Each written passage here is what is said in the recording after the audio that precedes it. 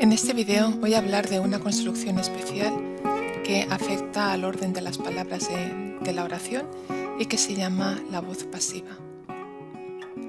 Primero vamos a ver el papel del sujeto en una oración. Recuerden que ya les había avisado de que el sujeto no es siempre el que hace la acción. Entonces, lo vamos a ver en esta frase. El profesor canceló la clase. El profesor es el que hace la acción, es el agente. Realmente él es el que cancela la clase. Y también es el sujeto. Y eso lo sabemos no porque sea el que hace la acción. Normalmente coincide, pero no es por eso. Es porque es el que concuerda con el verbo. Entonces, en este caso, coincide el que hace la acción con el sujeto. Pero veamos una oración como la clase fue cancelada por el profesor. El profesor es el que hace la acción. Él es el único que podría cancelar la clase, ¿verdad? Pero no es el sujeto. El sujeto es la clase. Y eso lo sabemos porque el verbo está concordando con la clase. Si en lugar de la clase fuera las clases, el verbo cambiaría. Las clases fueron canceladas. Entonces, aquí vemos un ejemplo de una oración en la que el sujeto no es el que está realizando la acción. Esta es una oración en voz pasiva. Vamos a ver cómo funciona.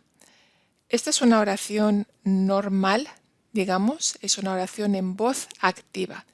Entonces, aquí tenemos el profesor canceló las clases, el profesor es el sujeto y las clases es el objeto directo.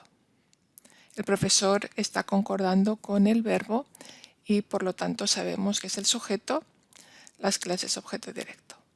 Entonces, cuando construimos una oración en voz pasiva, las clases o ese objeto directo pasa en primer lugar, después ponemos el verbo, fueron canceladas, y lo que en la voz activa era el sujeto pasa al final. En lugar del profesor tenemos por el profesor. Entonces la frase en voz pasiva nos queda con las clases fueron canceladas por el profesor.